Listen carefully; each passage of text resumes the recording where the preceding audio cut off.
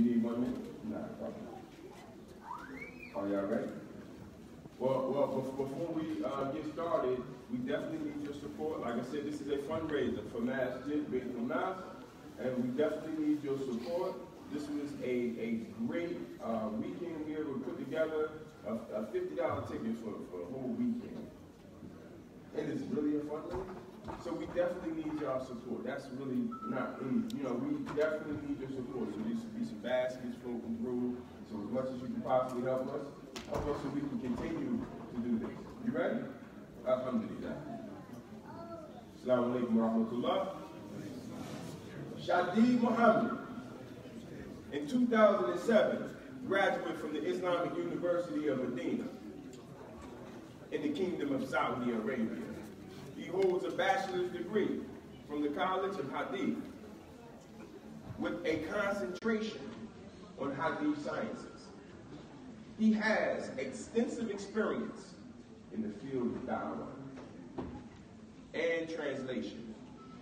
He has lectured in many masjids and colleges throughout the country, having translated for some of the most renowned Islamic scholars of our time. He is also a regular visitor or part of actually the family of Beit Al-Nas, so we definitely appreciate his help and support, and always get something from him. So without further ado, Shadi Muhammad.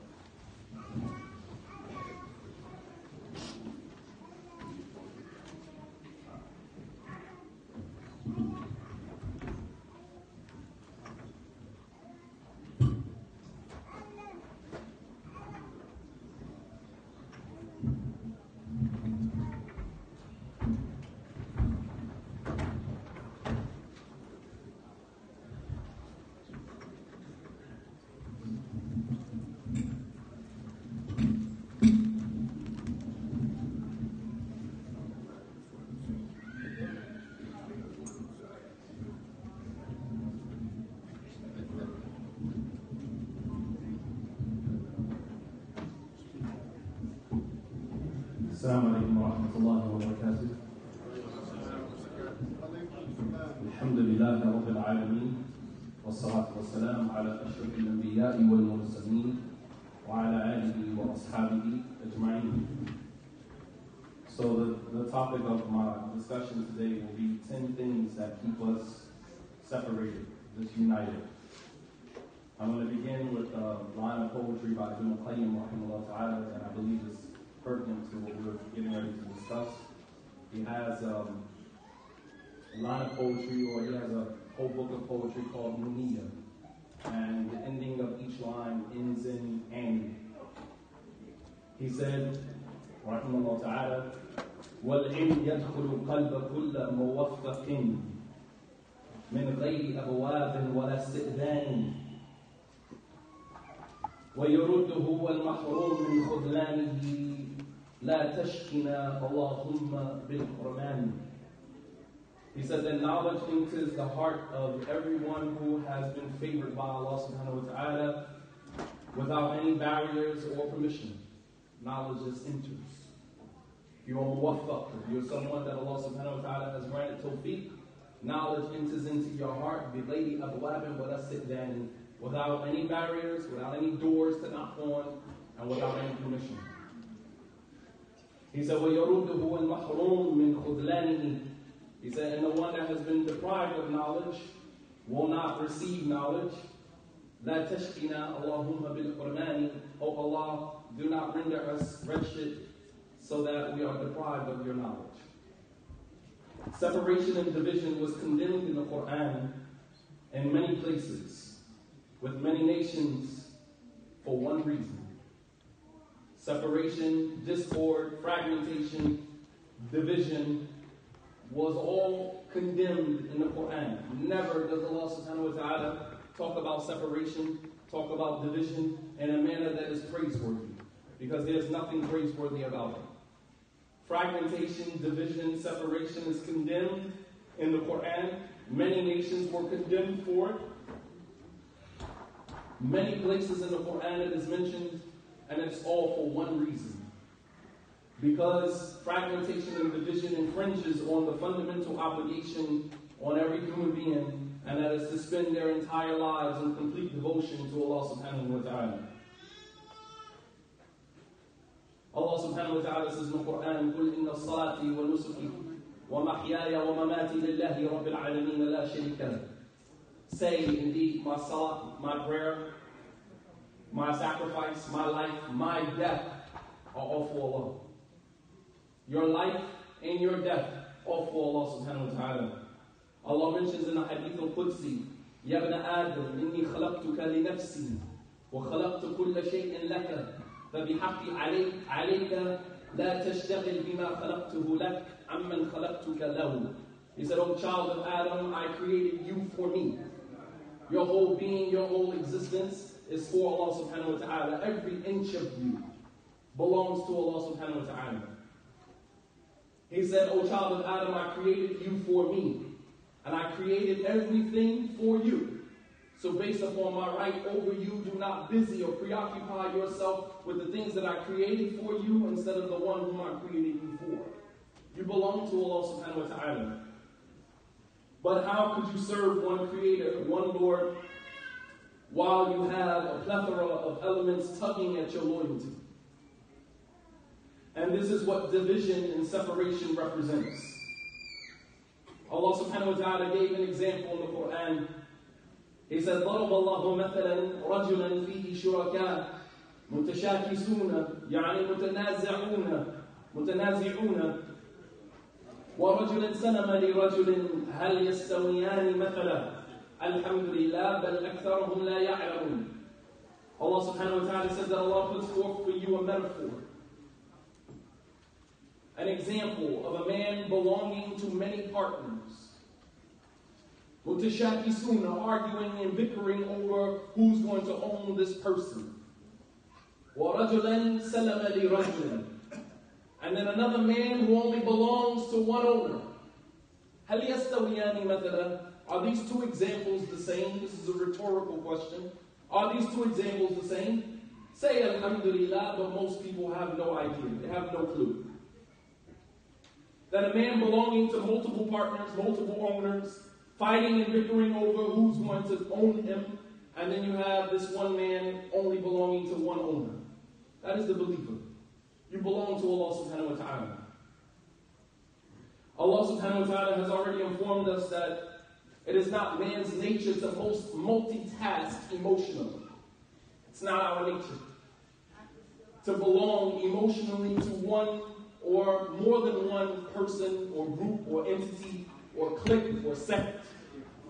That's not our nature as human beings. Allah subhanahu wa ta'ala says, مَا جَعَلَ اللَّهُ لِرَجُلٍ مِّن قَلْبَيْنِ فِي جَوْفِهِ.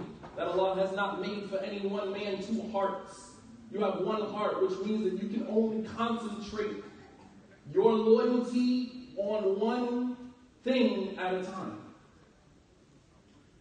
This is because Islam's injunctions, most of them, if not all of them, are designed to keep you spiritually, emotionally, and unconditionally independent of anyone or anything other than Allah subhanahu wa ta'ala. This is Tawheed. When you belong to a clique or a sect, you have removed the rope of Tawheed from around your neck.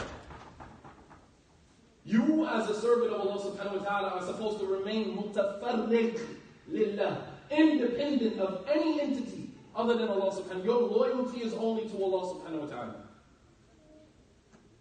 This is what Abu Bakr was trying to convey to the Sahaba when the Prophet ﷺ died. He stood in front of them and he said, مَنْ كَانَ يَعْبُدُ مُحَمَّدٍ فَإِنَّ مُحَمَّدٍ قَدْ مَاتَ. Whoever from amongst you used to worship Muhammad, Muhammad's dead. Meaning your mission is over. If you were in this totally for the personality of Muhammad, then Muhammad is dead. Which means your mission is over. وَمَنْ كَانَ يَعْبُدُ اللَّهَ فَإِنَّ اللَّهَ حَيٌّ لَا يَمُوتُ. But whoever is in this to worship Allah, to serve Allah, then Allah subhanahu wa ta'ala is ever living and He never dies. Even the Prophet ﷺ told us, مَنْ صَنَعَ إِلَيْكُمْ مَعْرُوفًا فَكَافِئُوهُ. That whoever does something for you, then return the favor. He said, فَإِنْ لَمْ تَجِدْ مَا تُكَافِئُهُ بِهِ فَادْعُ اللَّهَ حَتَّى رَأَيْتَ أَنَّكَ كَفَيْتَهُ. that if you do not have the wherewithal to return back to the person the favor that they gave to you, make dua for the person until you feel that you have repaid them. Because it is a natural sentiment of the human being when someone does something for you, you feel indebted to that person. And you should never feel indebted to anybody, anyone except Allah subhanahu wa ta'ala.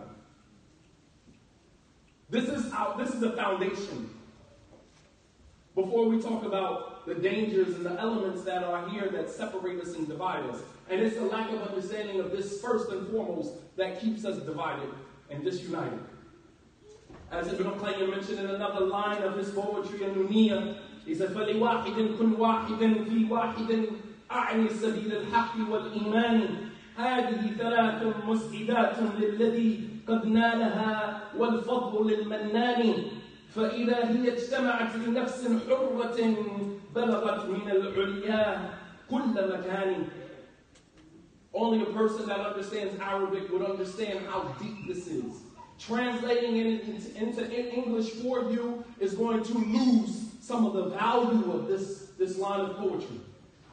He said, فَلِوَاحِدٍ, so for the love of one, كُنْ وَاحِدٍ, be one, فِي وَاحِدٍ, in one. أَعْنِ سَبِيلَ الْحَقِّ وَالْإِيمَانِ, and what I mean is the path of truth and the path of faith in Allah subhanahu wa ta'ala. He said, these are three mus'idat, three elements that will save your life in this world. قَدْ نَالَهَا وَالْفَضْلُ لِلْمَنَّانِ, and whoever is able to achieve these three, then the virtue, then the blessing is from al-Mannani, Allah subhanahu wa ta'ala, who benefits his servants. He said, and when these three unite in the heart of a slave that is free, nafsin hurra, you are free, you don't belong to anyone. He said, if these three elements are united in the heart of an individual that is free, he will be superior fi kulli makani, no matter where he is. When the Prophet ﷺ died and Bilal was migrating to Sham, to the area of Damascus, where many of the Sahaba relocated after the death of the Prophet ﷺ, Bilal said that after the death of the Prophet ﷺ, he could not bring himself to call the adhan again. The first time that he ever uttered the words for the adhan was by the commandment of the Prophet ﷺ. He used to say to Bilal, Arihna, ya Bilal, give us alleviation from the pain of this world, ya Bilal, by calling us to the salah. When we hear the adhan to the salah, it's the sweetest sound that you could ever hear. The sweetest sound that you could ever hear, because now you get a chance to take a break from this world and go and communicate with the Lord of the world. Right? And so when Bilal was departing, Abu Bakr told Bilal, we need you here in Medina to call the adhan. And Bilal said something powerful to Abu Bakr. He said, Ya Abu Bakr, in a'taqtani li nafsik abqa. He said, Bilal, he said, Abu Bakr, if you free me for yourself, then I'll stay. Because Abu Bakr was the one who purchased his freedom. He said, in a'taqtani abqa. If you free me for yourself, I'll stay. وَإِنْ أَعْتَقْتَنِي لِلَّهِ فَدَعْنِي. He said, but if you free me for Allah, then let me go. You don't own me. I don't belong to you. I don't belong to any of you. If you free me for yourself, then I'll stay. But if you free me for Allah subhanahu wa ta'ala, then leave me to go where I please. Unfortunately, this unity and fragmentation has become the new norm in our communities, and many African American Muslim communities, while unity is all but unnatural. And when the unnatural becomes the normal, it becomes very difficult to gauge what the real norm is. I'll say that again. When the unnatural becomes the norm, it becomes difficult to gauge what the norm is, what the real norm is. The real norm is unity. But we've been functioning with disunity for so long, it has now become the new norm for us. So we don't know anything else. Our children don't know anything else but fragmentation and division, because that's all they've seen. Allah subhanahu wa ta'ala mentioned this same dynamic with the Christians. Allah subhanahu wa ta'ala says, مِنَ الَّذِينَ قَالُوا إِنَّ النَّصَارَى, and from those who say, we are Nasara, we are Christians. أَخَذْنَا مِيثَاقَهُم, we took from them a covenant that they would be obedient to Allah and they would remain united upon obedience to Allah. فَنَسُوا حَظًّا مِمَّا ذُكِّرُوا بِهِ, but they forgot a portion of the covenant that they agreed to. فَأَغْرَيْنَا بَيْنَهُمَ الْعَدَاوَةَ وَالْبَغْضَاءَ إِلَى يَوْمِ الْقِيَامَةِ. So we placed between them enmity and hatred and division and separation until Yawm al-Qiyamah. فَسَوْفَ يُنَبِّئُهُمُ اللَّهُ بِمَا كَانُوا يَصْنَعُونَ, and soon will Allah inform them about the mistakes that they made, about the things that they did. So if you pay attention to this ayah, when Allah subhanahu wa ta'ala took the covenant from the Christians that they would be obedient to Him, they would follow the messenger, and they would be united upon Him. But they forgot, just like we forgot that unity was part of our religion. We accepted the da'wah of Salafiyah, but in accepting that, we forgot that unity is an asl, min usul ad-din, is from the foundational principles of our religion. You don't make hajj by yourself. You don't pray by yourself. All of the injunctions in Islam are designed to keep us united. While we take something that we claim is the truth and we use it to divide ourselves. Knowledge doesn't do that. Ignorance does that. But Allah subhanahu wa ta'ala said that because they forgot about a portion of the covenant that we took from them, we placed between them animosity and hatred until Yawm al-Qiyamah. So the nations of the Christians that come later on, they would think that disunity and disharmony is the norm. When in fact, the latter generations don't realize that they broke a covenant with Allah subhanahu wa ta'ala, and what they are experiencing is the new norm of disunity and animosity and hatred as a punishment from Allah subhanahu wa ta'ala because they did not fulfill their portion of the covenant. So perhaps what our children are seeing of these fragmented, these disunited communities, this has become the new norm, and they don't realize that this is not the way it is supposed to be.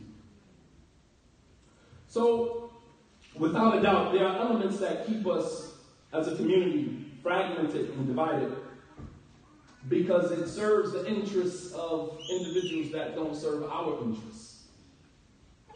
You got to think about it. Who benefits from us being fragmented and divided? Think about that. Who benefits from that?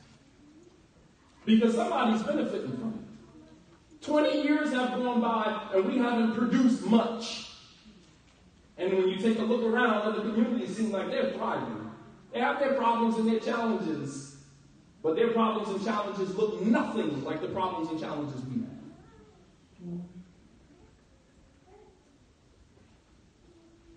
And don't think that communities, nations cannot be jealous of other nations. Allah subhanahu wa ta'ala mentioned about the Jews, about Bani Israel, أَمْ يَحْسَدُونَ النَّاسَ عَلَى مَا آتَاهُمُ اللَّهُ مِنْ فَضْلِهِ. Are you jealous of these nations because of the bounty and the virtue that Allah has given them over everyone else?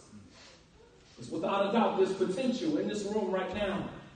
And there's some people that are hoping that that potential never gets a platform to flourish. And they will do whatever it takes to make sure we stay exactly where we are. So while this community falls apart, that community falls apart, other communities seem to be doing okay. And you have to understand that that's by design. That's not a coincidence. So inshallah ta'ala, we're going to mention 10 reasons that keep us separated and divided. I want you guys to take close attention. We may not get through the whole 10, but as the scholars say, مَا لَا يُدْرَكْ كُلَّهُ فَلَا يُتْرَكْ جُلَّهُ.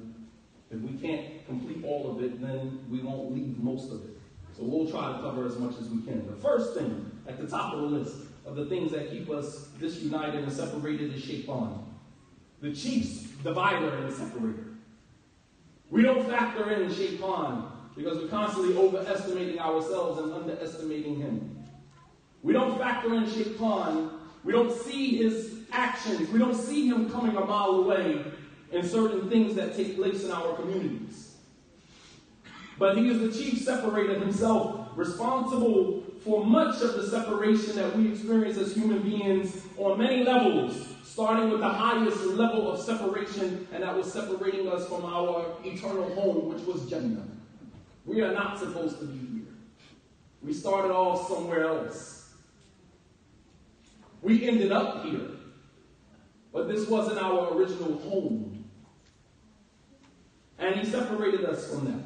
And Allah subhanahu wa ta'ala warned us about Shaitan and his trickery. Allah subhanahu wa ta'ala says in Surah Al-A'raf, Surah number 7, ayah 27, Ya bani Adam, la yaftinannakum ash-shaytanu kama akhraja abawaykum min al-jannah. O children of Adam, do not let Shaitan become a fitna for you, like he got your parents kicked out of Jannah. Not only did he separate Adam from his home, he separates man from his wife. Chief separator. The Prophet ﷺ said, Inna Iblis yaba'a arshahu ala al-ma'. That Shaitan places his throne over the water, trying to be Allah subhanahu wa ta'ala. This is his God complex. Because in the beginning, Allah's throne was over the water. So Shaitan places his throne on the water. وَيَبْعَثَ سَرَايَاهُ فَأَدْنَاهُمْ مِنْهُ مَنْزِلَةً أَعْظَمَهُمْ فِتْنَةً. Then Shaitan dispatches his workers out into the world. And the closest of Shaitan's helpers are the ones that create the most fitna. I'll say that again. The closest of Shaitan's helpers from the shayateen are the ones that create the most fitna amongst the people. He said, فَيَجِيءُ أَحَدُهُمْ فَيَقُولُ فَعَلْتُ كَذَا وَكَذَا فَيَقُولُ شَيْطَانٌ مَا صَنَعْتَ شَيْئًا. He said, so one of the jinn comes to him and said, I did this and that. And Shaitan says, you haven't done nothing. فَيَجِيءُ أَحَدُهُمْ فَيَقُولُ مَا تَرَكْتُهُ حَتَّى فَرَّقْتُ بَيْنَهُ وَبَيْنَ زَوْجَتِهِ فَيَقُولُ الشَّيْطَانُ فَيُدْنِي مِنْهُ فَيَقُولُ نِعْمَةَ عَنْكَ. He says, so another shayateen, another jinn comes to him and says that I did not leave the man until he separated himself from his wife. And Shaitan says, come here. And he embraces him and he said, نِعْمَةَ عَنْكَ. I love you. How good of a servant you are. Chief separator. So think for a moment. Do you think that this creature who prides himself on separating man from the things that are most dear to him would not have a hand in separating our communities? Do you think for one moment that he is not behind all of the fragmentation and the division that goes on in our communities? I don't give him salams, I don't pray over here, stay away from this one, and all this other stuff. You don't think Shaitan had a hand in any of that? Absolutely. The chief deceiver, the chief separator. But why? Because being separated and divided amongst ourselves, it thwarts our potential to reach, the heights that Allah subhanahu wa ta'ala has planned for us. Allah subhanahu wa ta'ala, the Prophet sallallahu alaihi wasallam said, Inna shaytan kad ayasa an ya'buduhu al-musalluna fi jazirat al-Arab, lakin al-tahrish baynahum. The Prophet sallallahu alaihi wasallam said, Shaitan has given up any hope that he will be worshipped by those who establish the regular prayer, but he sows discord between you. He knows we're not going to worship him. And so what he tries to do is get us not to worship Allah subhanahu wa ta'ala. And he does that through the division, the disunity, the fragmentation, and the separation of our communities. For the 20 years that we have been going through these issues, can anyone say that you've had a prayer that you've actually enjoyed living in these communities, in these environments? From the moment you step into the masjid, you feel the negative energy from the moment you step inside of some of the masajid. From the moment you see, I know for me anyway, when I see certain brothers, wallahu al-azim, my whole body energy changes. Just seeing you changes my whole mood. You don't have to say anything to me. Just looking at your face changes my whole mood. Some of us avoid certain masajid. Some of us don't even go to certain masajid. If you are in an area and you know that there's a masjid there, I'm not going in there to pray. You don't think that that is infringing on your servitude to Allah subhanahu wa ta'ala? Absolutely, and that's exactly what Shaitan wants. Some of us have abandoned masajid altogether. This is why I don't even go to the masjids and pray. You don't think Shaitan is ecstatic about that? That's exactly, got you exactly where he wants you. Which is why all types of doors have been opened for our children to engage in sin the way that they do. So, understand that Shaitan has a hand in this. Number two, and this is going to probably take us a place that you weren't expecting. Number two, from the things that keep us separated and divided, is psychological conditioning for division. Some of us are wired from the very beginning to be divisive. Everywhere we go, we create this era, this aura, this atmosphere of division and separation everywhere we go. We all know 1, 2, 3, 4 people. No matter where they go, they create discord, separation, no matter where they go. Some of us have been wired from the cradle for that. And we don't even realize that it's a psychological conditioning. The scholars, they have a saying, من تعود على الذل والمهانة لا يدرك طعم العزة والكرامة. That whoever has been conditioned to be inferior, to be humiliated, to be inferior, if you have been conditioned for this, you will never taste honor, wa karama, you will never taste honor and dignity. Because you have been conditioned for such. You understand? If you have been conditioned to be inferior, and a lot of times that starts in the home, you will never know what being honorable and being dignified looks like. You have some sisters with all due respect to you.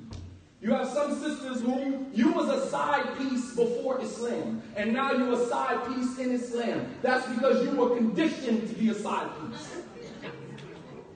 And so you sit here and you're wondering why this brother, you're married to this brother, you're married to that brother, and you're constantly being treated less than.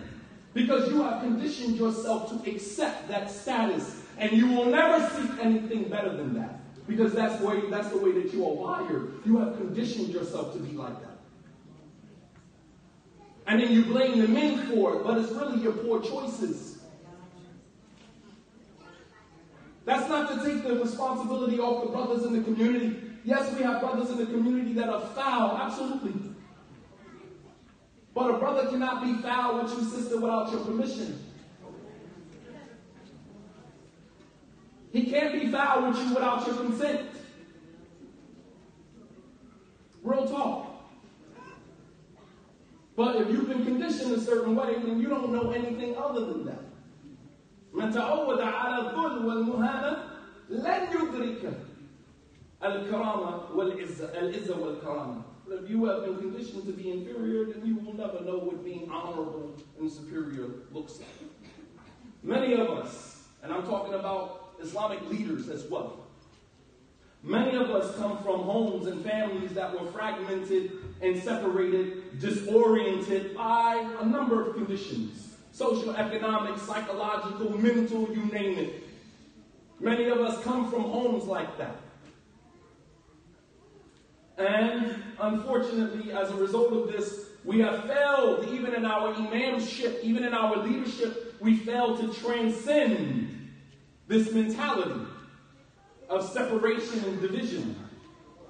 So when we get a sense of problems emerging in the Muslim community, we rush to remedy it with the best way we know how, and that's to separate and divide. That is our go-to. That is our default button, to separate, because we don't know anything else. That's all we know, is to separate and divide.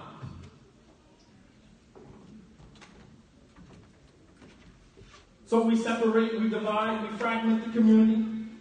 Many of us as men, the moment problems arise in our marriage, I want a divorce, this ain't working for us. Sister, I think we should go our separate ways. How many of you heard that? How many of us have uttered that? That didn't come from you using your Islamic knowledge. That comes from your background. Sis, I don't think this is working. Of course it ain't working. We're two different people, came from two different backgrounds, sharing the same space at the same time. Obviously, it's not working. We have to make it work.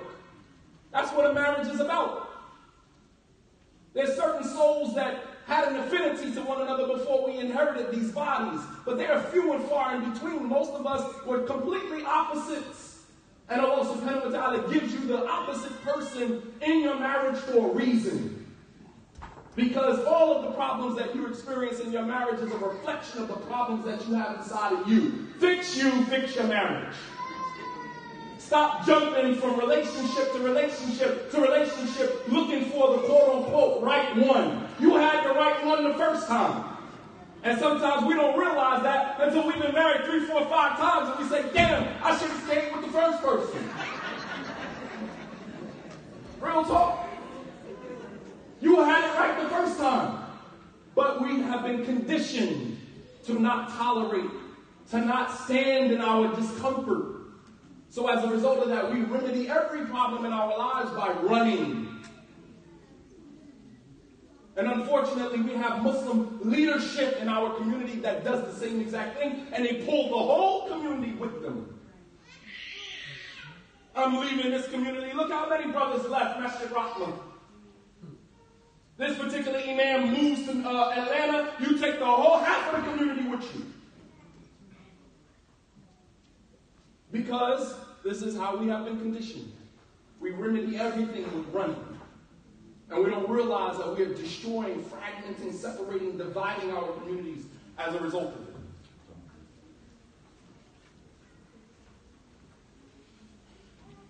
And people who grow up in homes that were tolerant of problem children, they have a greater sense of unity because that's all they know. When you put people in leaderships that come from huge families, doesn't necessarily mean there's no dysfunction there, but they come from huge families. You will find that leaders like that are more likely to be tolerant of problems and challenges, and they stay put because that's how they've been reared. That's how they were conditioned. It's no coincidence that the Prophet ﷺ used to be a sheep herder. The Prophet ﷺ said, مَا مِن نَبِيٍّ إِلَّا كَانَ رَاعَ الْغَنَمِ. There's no prophet that came before me except that he used to be a sheep herder. They said, وَأَنْتَ يَا رَسُولُ اللَّهِ, even you, O Messenger of Allah. He said, even me. And Imam al-Nawawi, rahimahullah ta'ala, in his explanation of this hadith, he said the reason why prophets were sheep herders before they actually became prophets, he said, al-hikmah fi dhalika, the wisdom in that, قبل النبوة, before they become prophets, أن يحصل لهم التمرن برعيتهم على ما يكلفون من القيام بأمر أمتهم ولأن في مخالطتها يحصل لهم الحلم والشفقة. He said the hikmah, the wisdom in the prophets and messengers becoming sheep herders before they become prophets and messengers is so that they get to practice being tolerant and patient. Sheep are the most difficult animals, as Sheikh Uthaymeen mentioned, the most difficult animals to keep in one place together.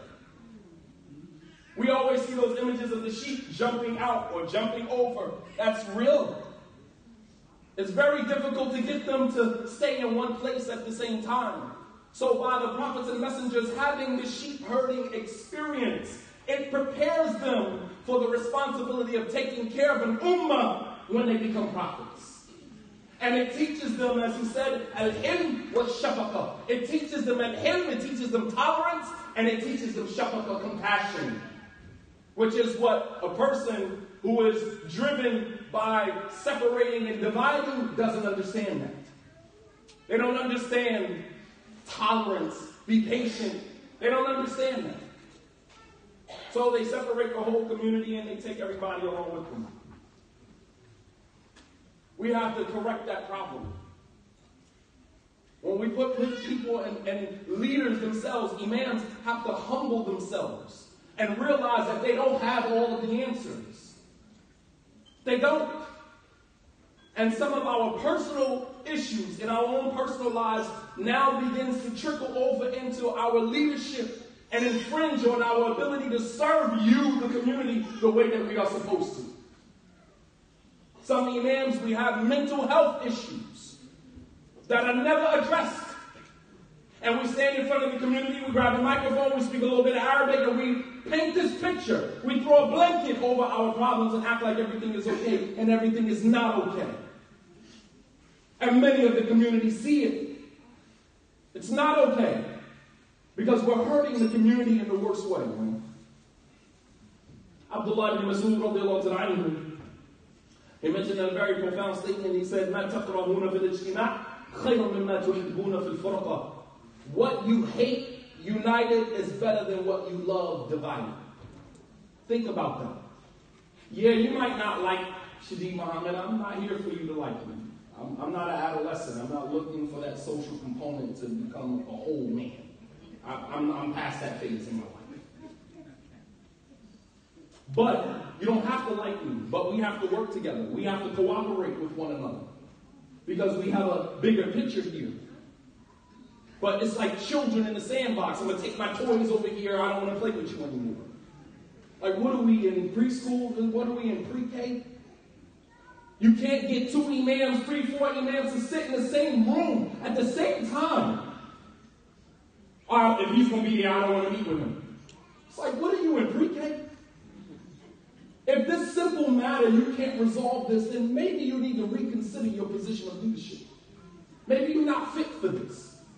But you're not going to take your community, go off into a corner somewhere and worship, excluding the rest of the ummah. That's not the way that it works. That's not the blueprint that the Prophet ﷺ gave us. And so a person who has been psychologically conditioned to separate when things don't align with his paradigm, he will never understand or grasp the concept of unity. He will never get it.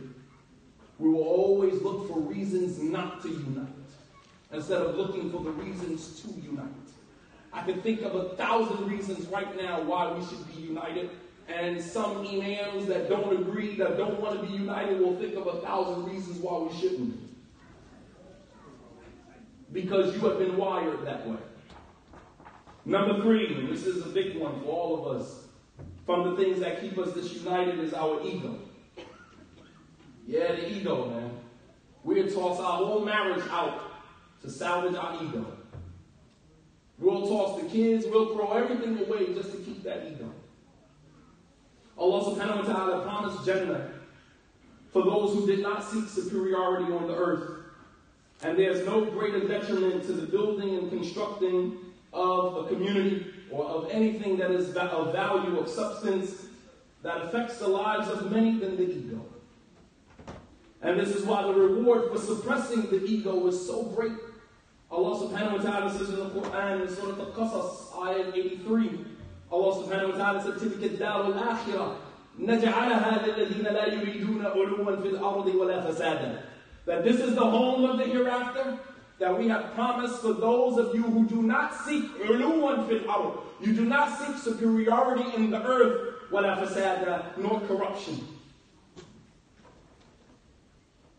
And the scholars, they say, al-uluwan fil ard, superiority in the earth, means al-tarafu' ala khalqillah wa ta'azum alayha. It's to seek to place yourself above the creatures of Allah subhanahu wa ta'ala, the servants of Allah. The ego, brothers and sisters, manifests itself in the form of making one's opinion supersede that of others. My opinion is the only opinion. The Prophet ﷺ informed us that there will come a time where people would become highly opinionated. We would live in a time that this ummah would experience a time where people put their opinions above everything. The Prophet ﷺ told one of his companions, "I'tamiru bil ma'ruf wa tanaha 'anil munkar." Continue to enjoy what is good and forbid what is evil. Hatta ra'ayta shuhhan muta', until you see people obeying their fear of poverty. وَهَوًا وَاتَّبَعًا, and people following their desires. وَإِعْجَابْ كُلِّ ذِي رَأْيٍ بِرَأْيِهِ, and everyone being so amazed with his own opinions. He said, when you see that time come upon you, He said, Da anka amr al-awam. Leave the common folk alone because there is no saving them when this time arrives. Da anka al-awam فإنما وراءكم أيام الصبر الصابر على دينه كالقابل على جمله.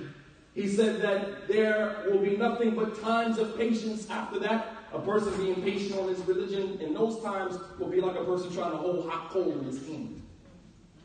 And here we are. Everybody got an opinion. You haven't studied anything about Islam, but you got an opinion. You don't know how to bow out graciously and say, you know what, I don't really have any knowledge about that. I'm going to pull out. I'm going to pull out of that situation. I don't have anything to say. There were scholars like Imam Malik, the great scholar of Islam, Imam Malik ibn Anas, who ala tawaqqaf 40 sana, who took an opinion that he didn't have an opinion about a particular issue for 40 years. He's studying the issue for 40 years, and every time he's asked about it, he says, I don't have an opinion about it. I got to do more research on it. And today, we'll say, I have an opinion, and then you ask the person, where's the dalil? Oh, I read it in this book. Or this person told me. Or this one said this. As the Arabs have a saying, as we have it in English, you put the cart before the horse, man. Or the horse before the cart. Get the dalil first, and then build your opinion based upon that. Don't create an opinion, and then go back and search for the dalil. That's not the way of Ahlul Sunnah. We don't go back and look for dalil. We don't say, this person is an innovator, and then we ask, well, what's this innovation? Well, let me go look through his CDs and tapes. And oh, here we go, we found something. This 2-second clip right here. He said this. He's a deviant. But you said he was a deviant before you even produced, and that's not even dalil. What type of religion? I mean, like, if I was a non-Muslim from the outside looking in, I would think that we are crazy.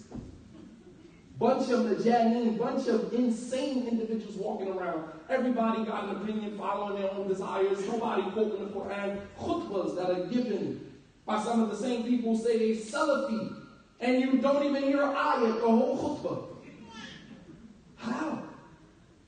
How you give a khutbah, and then after you're done with the khutbah, you tell somebody else to lead the salah because you haven't memorized the Quran. How?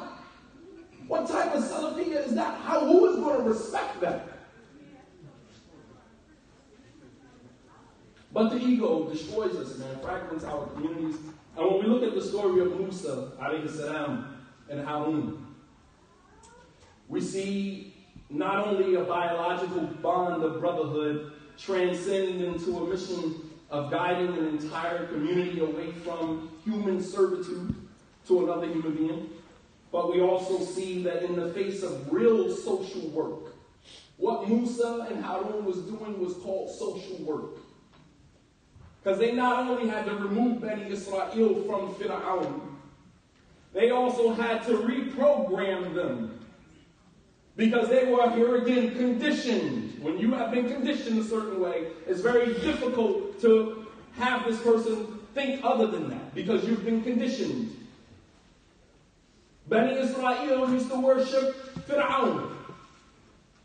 Fir'aun told Musa, there's no God but me.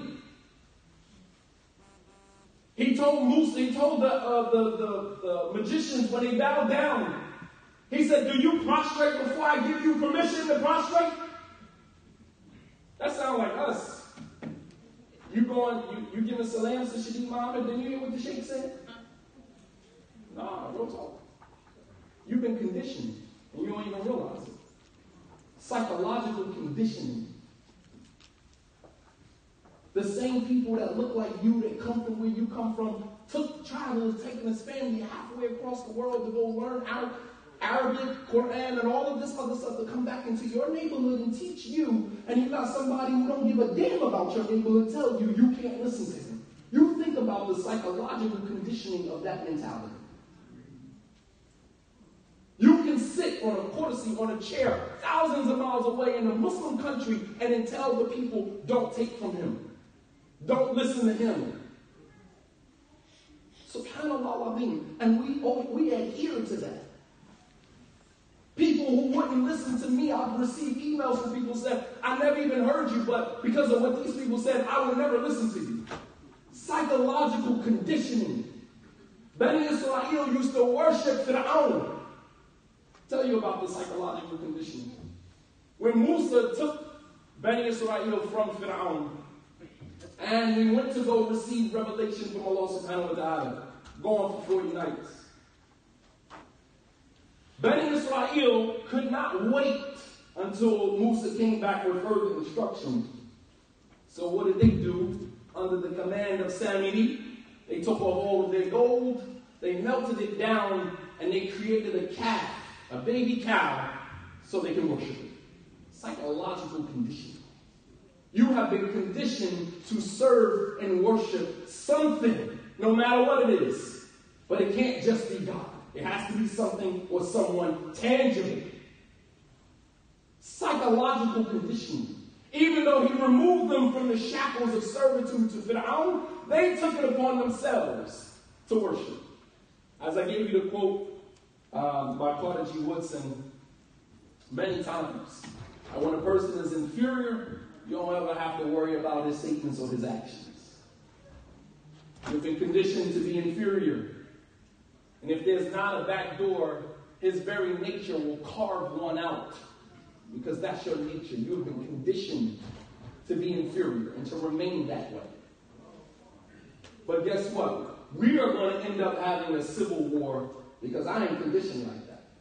And as long as I'm here and Allah subhanahu wa ta'ala is giving me life and blood is flowing through my veins, we're going to fight because I'm not built like that. And I'm not accepting that. Those standards are less than what I had as a non-Muslim. And I refuse to become a Muslim and become a servant to anybody's opinion.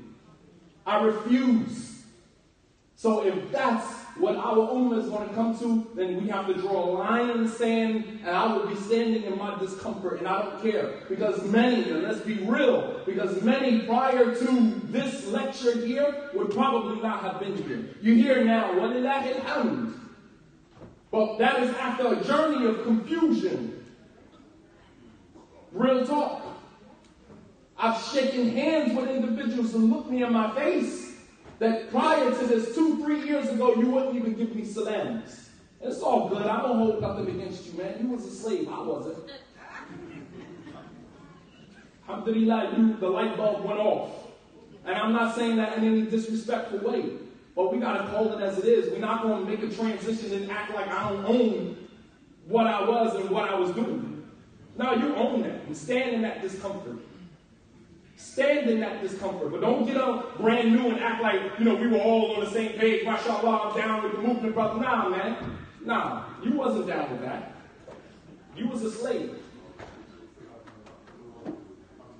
And that's okay. That's okay. Because we're doing our sheep herding right now, man.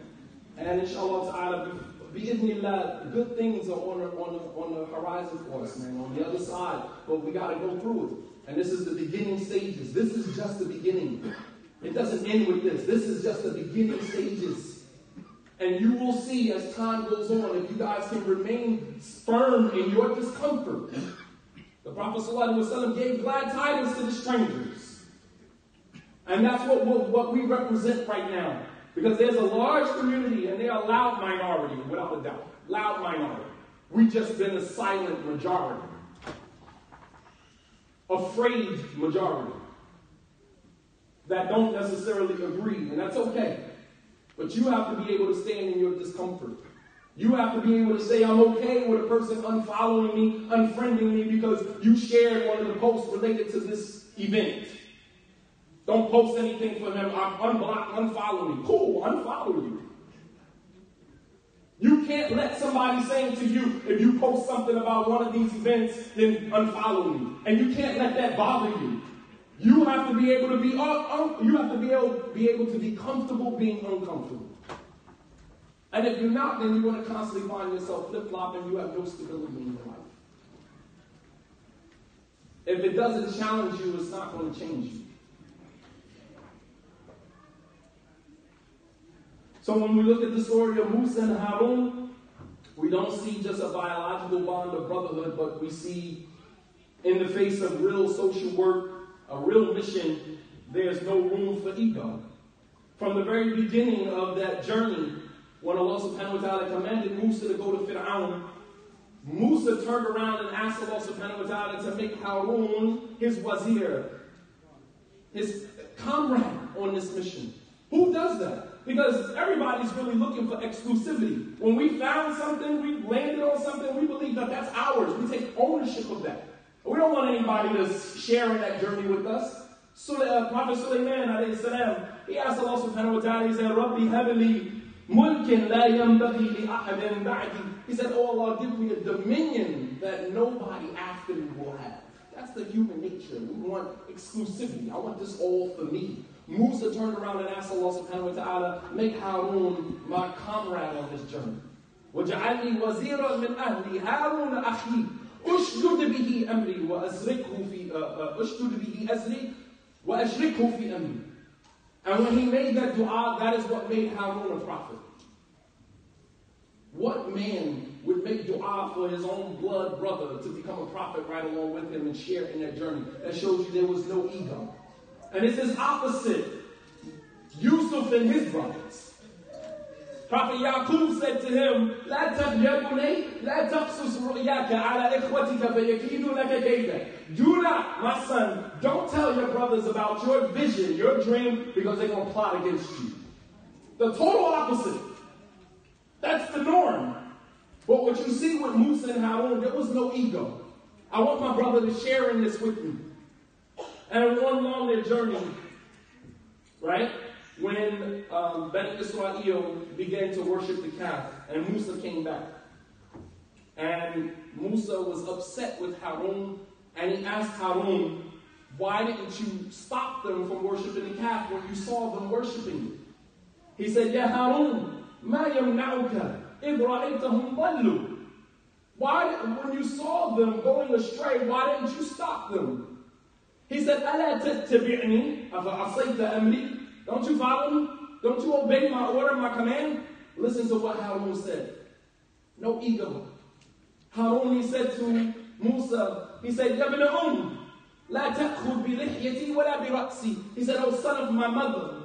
Because he knew the relationship between Musa and his mother, and that was his way of de-escalating the situation. You see, Musa was enraged. Musa got so angry, he threw the tablets down. He saw his brother enraged, and he knew that the only thing that could calm the inner beast in him would be to remind him of his mother. He said, Ya ibn he said, oh son of your mother. Don't grab me by my beard, don't grab me by my head. He said, Inni khashitu an taqula faraqta bayna bani Israel. He said, I was in fear that if I stopped them, you would have accused me or blamed me for separating and dividing Bani Israel. I let them worship the calf because by letting them worship the calf, they were at least united. And they would all be here when you got back, and then you could correct the situation. Although the right thing to do would be to concentrate on the usul, the foundation, which is to stop them from worshiping other than Allah subhanahu wa ta'ala, regardless if they separate or fragment. But he exercised this caution because he wanted to make sure that he let Musa know that I'm still in sync with the mission. I'm still loyal to that mission of keeping them united. So I think I got 10 minutes left.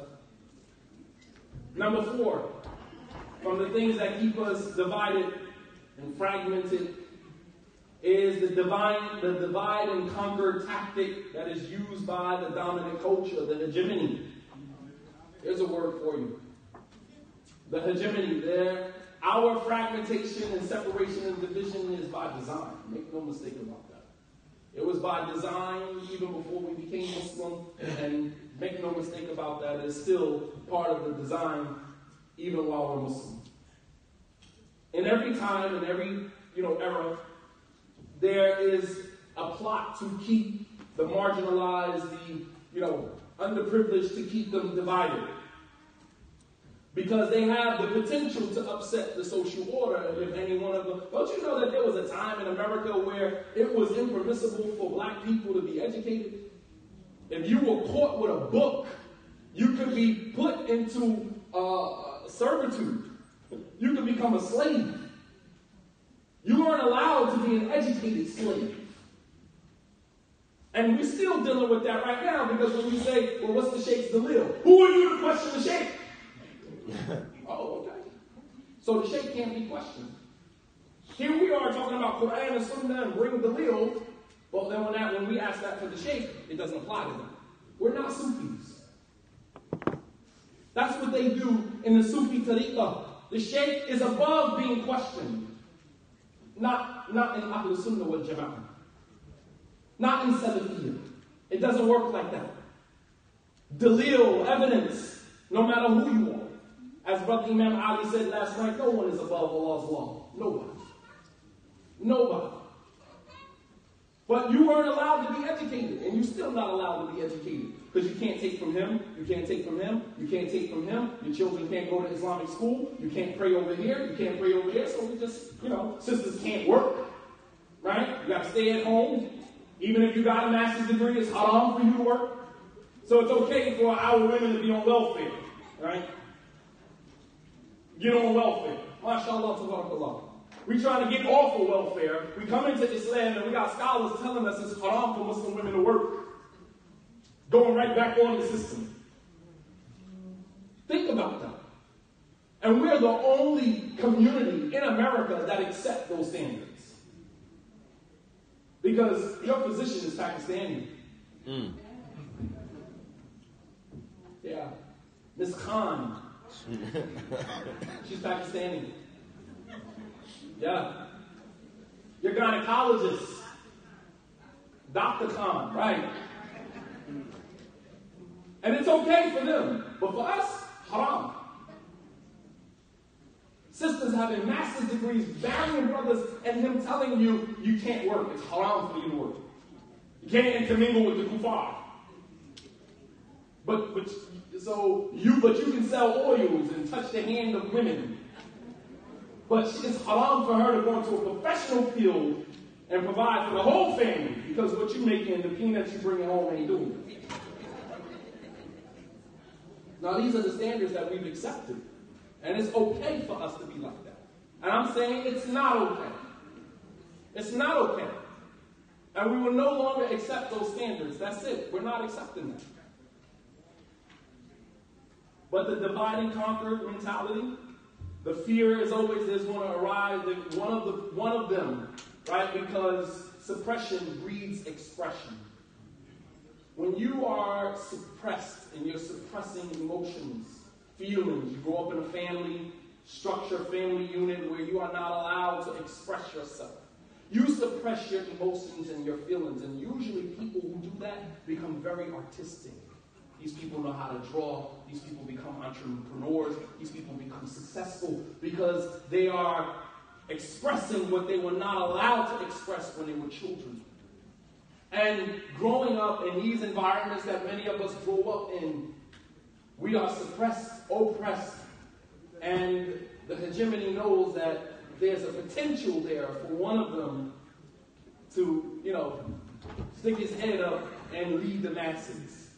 And that's why it's important to keep you marginalized. That's why it's important to keep you ignorant. That's why it's important to keep you blind following. Like Brother Munir said last night, to keep you an ass, a donkey. You're carrying around the books, but you haven't affected any change. As a matter of fact, you are affected by the change. You don't impact any change. And this is exactly what Fir'aun feared for Bani Israel, which is why he began to eliminate the males from Bani Israel, one after another. Because his fear was that one of them is going to rise up one day and challenge the social order. This is why people that were on this stage last night are so hated. Because you challenge the social order. Allah subhanahu wa ta'ala says in the Quran, showing you, as I don't give you anything without giving you dalil,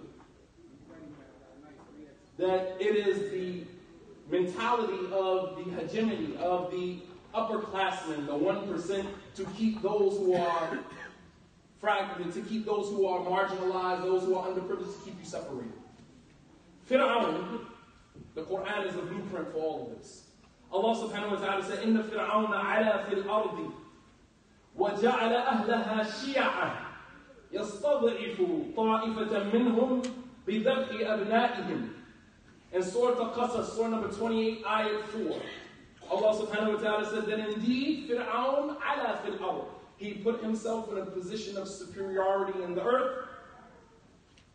And he began to separate the people into Shia, into different groups. This upper class, middle class, lower class, this classism. And it goes on even in Islam. The classism, it goes on even in Islam.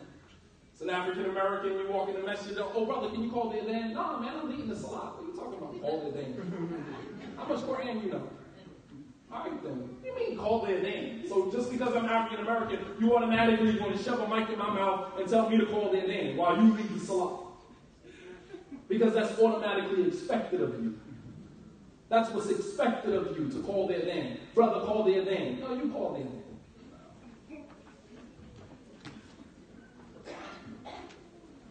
But Allah subhanahu wa ta'ala says that indeed Fir'aun has put himself above others in the earth, and he began to fragment and separate. وَجَعَلَ أَهْلَهَا شِيَعًا.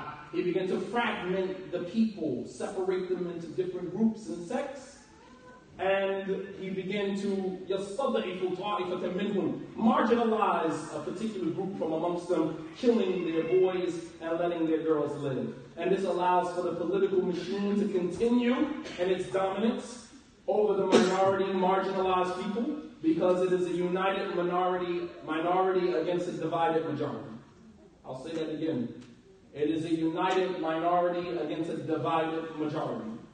And the moment we love unity just as much as they love disunity, then we'll become a powerful force. We'll become a force to reckon with. We have to love unity just as much as others love disunity. I was just reading earlier on Twitter that there was a white supremacist march. And one of the white supremacists was standing there yelling, racial slurs, and a young African American man walked up to him and hugged him. You need a hug, man. I'm sorry your parents beat you. I'm sorry your mother was a narcissist. I'm sorry your father drank and beat your mother. I'm really sorry for you. But the world is not a place for that. You need a hug. And he hugged them. And some of these brothers and sisters would say, oh, don't listen to this one. He's a haram. He's this. He's a this. He's an ikhwani. Man, you need a hug, man. You need a hug. Really. I say this to my fifth graders. I have one who's always coming in. He has a hoodie on his head. He sits in the back. And every time he's not paying attention, I say, I'm going to walk in the back and I'm going to give you a hug. And he straightens up because that's uncomfortable. And I get it. Your parents don't show you love at home. I understand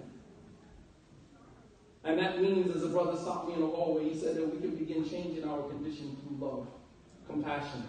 And so when people meet you with all of this hostility, you have to confront that with compassion and love. Don't confront that with hostility.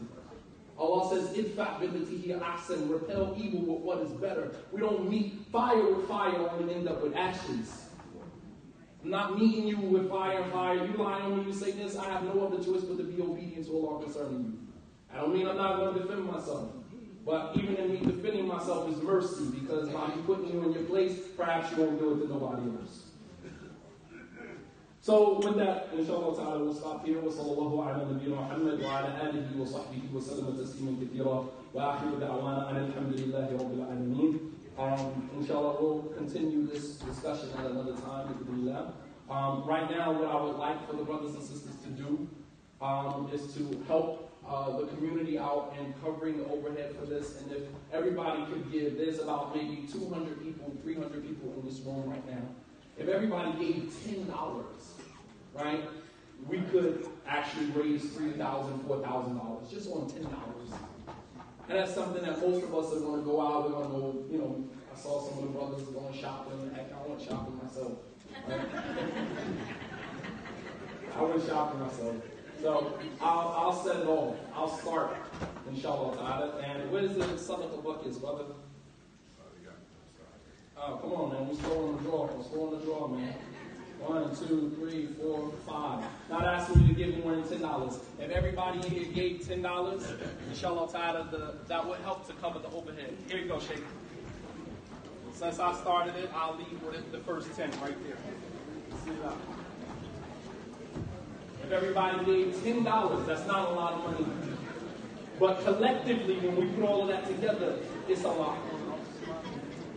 And if somebody doesn't have 10, you can give sadaqah on the person that doesn't have 10 and give 20. Turn to the brother or sister to the right of you, left of you. If they don't have 10, I'm going to give 10 on your behalf. We would like one of you ballers in here to say, you know what, I'll cover the whole room and give my check for 1,000, 2,000. I don't know. Are we built like that? I know some of the sisters are.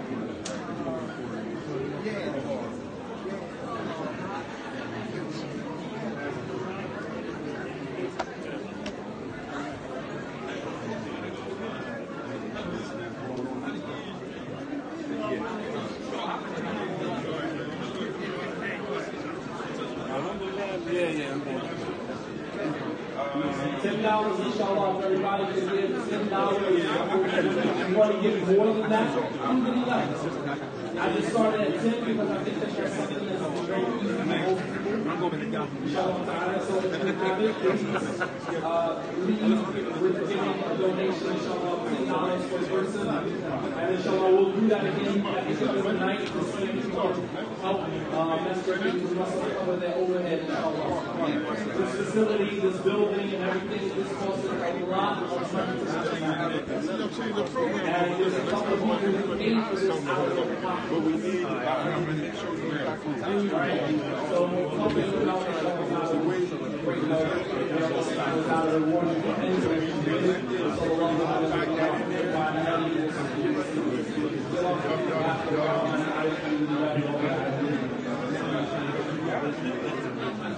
we haven't prayed Asa. Asa is being prayed now, and we'll pray God's pleasure, as well as the prayer.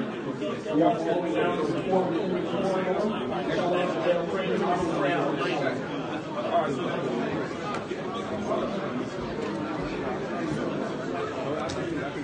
Assalamu alaikum wa rahmatullah. There is the next program coming on. The brother Sajid will be coming on, but we're going to offer Asa for those of us who are here. I know the travelers are in the congregation. Please make it on over to the convention center expeditiously so that we can pray and get back and enjoy the rest of the festivity. Alhamdulillah, assalamu alaikum wa rahmatullah. Okay, for those who pray, you can stay.